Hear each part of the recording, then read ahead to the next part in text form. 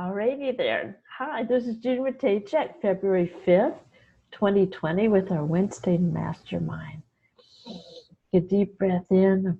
This is like a recording, and this will go out to everyone. We did have Mindy and Karen on, and we just did the audio. So I wanted to make sure I gave everyone the video with the PowerPoint for what we're talking about. So let me go into the screen share here and pull up what it is we're doing today. There you go. Whoops. Yep, there we go. Awesome. Okay, so I'm going to try like this. All right, so let's take a deep breath in. This beautiful February 2020, where we love our lives and knowing that life is a center, we greet each day with love in our heart, just like this beautiful rose. February 5th, 2020, beautiful month of love. So last week we talked about these themes of taking big, bold steps and what you're committed to this last week that scares you. Knowing that you know when you see the other side, when you have your breakthrough. Where in your life have you been trying harder and seem to be falling backwards with divine discontent and longing or movers, and what step you took for those self-limiting thoughts? So just for a minute, take your pencil, gratitudes and wins from this last week. Okay. Because in the energy of gratitudes and wins, we move forward. In the energy of doubt and self-pity, all that, we move constricted. So this is why we do gratitudes and wins at the beginning. Okay, so February is love month. So we're going to take the word February and write affirmative words for each letter of the word February. And here's what we came up with. What I came up with is, what I've been doing is every day of different February, I write different words for each letter of February. And here's what I came up with today. Forever embracing and believing radiant universal love around the world, realizing God is saying, yes, you are my hands and feet. Take a deep breath into February. All right. Now you might have different words. Each day is different because each day we're growing. So our only business of being here is love, and love only. Anything that we do or think contributes to the healing of humanity. Any turning away from love literally holds back the planet. Your words create your world. So we're taking a little poll here, self-talk poll. So on a scale of 1 to 5, how aware of you are you when you engage in negative self-talk? How aware of you on a scale of 1 to 5 when you engage in gossip about another? And on a scale of 1 to 5, how many times are you criticizing another's behaviors in your thinking? This is just an assessment here of your words create your reality, your world. Your words create your world. Boom. Is that it? Number 1, words have power germs. When you plant a word or label on someone, you're infecting them with a thinking germ that may damage or enhance their future. So you have power. Your energy and words infect the planet.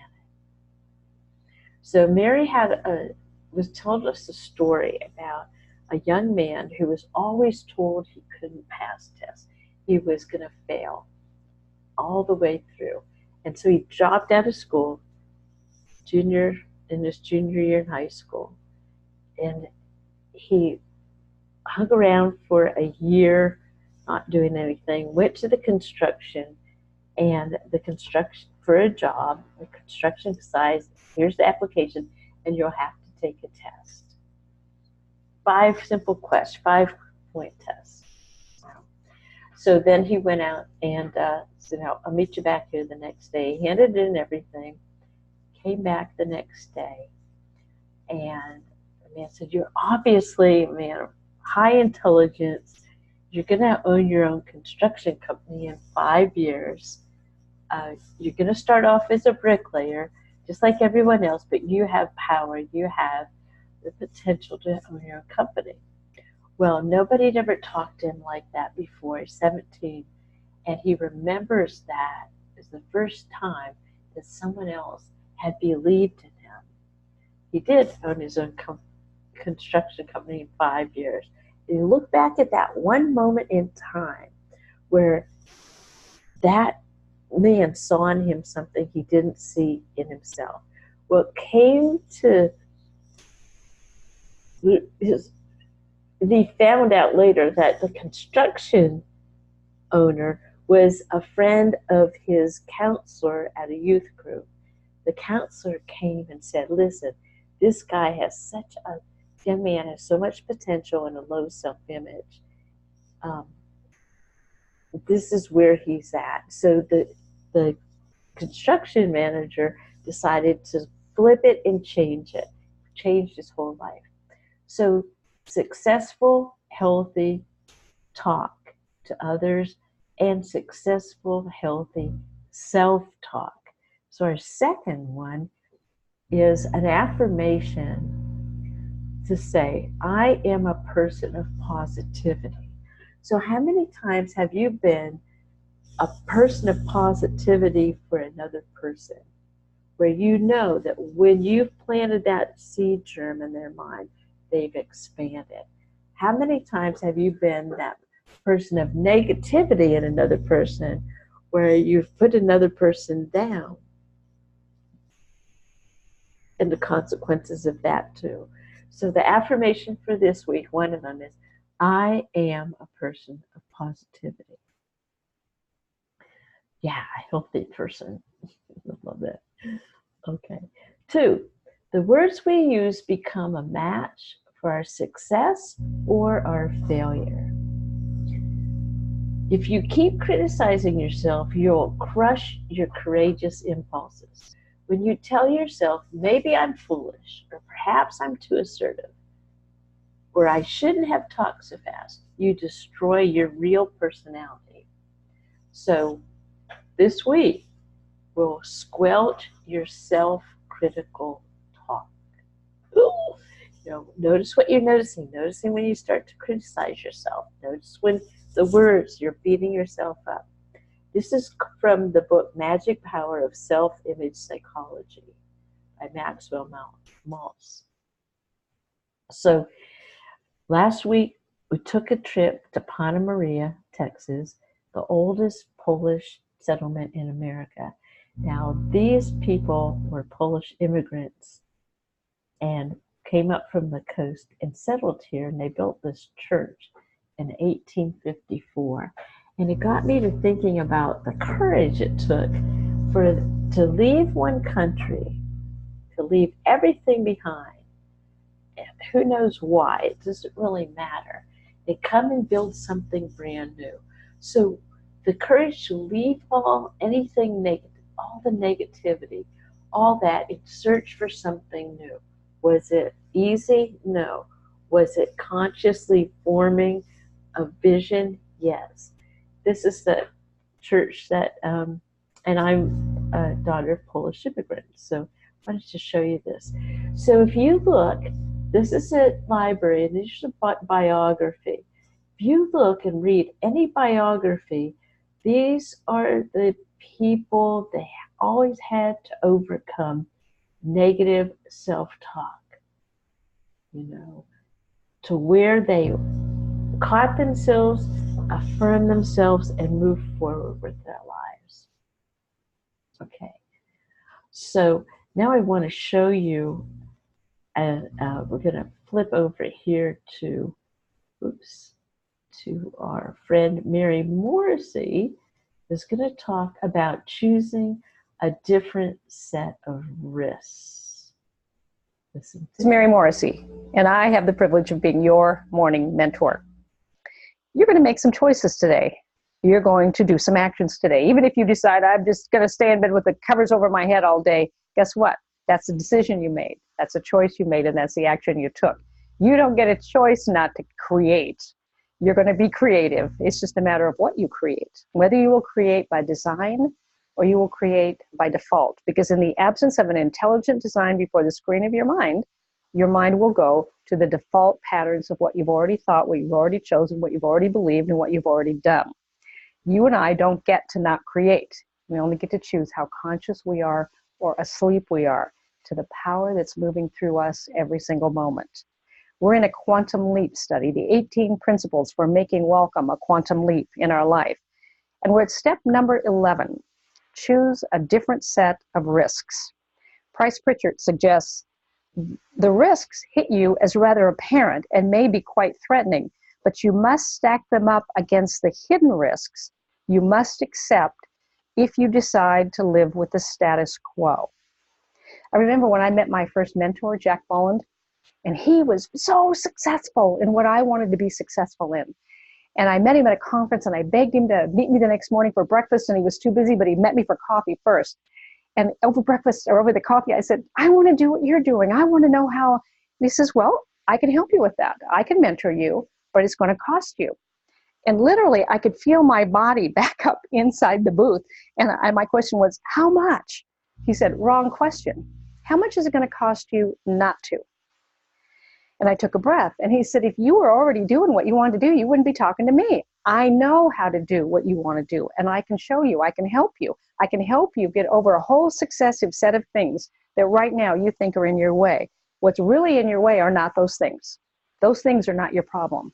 Your problem, Mary, is your thinking about those things. So what Price Pritchard here is saying is we got to choose a different set of risks. We got to realize that the big risk is not in taking the action. The big risk is in settling for the status quo. And for this awareness right now, what step would you take today? What would you allow yourself? What step, what action, what would you do if you were choosing a different set of risks? Because the risk to stay closed, the risk to stay as it is bigger than the risk to go ahead and try something new. What new step could you take today? Then go ahead, just take at least one step. Have a great day. There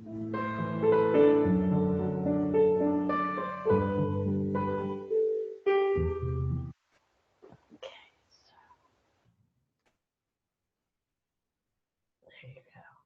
So what is that?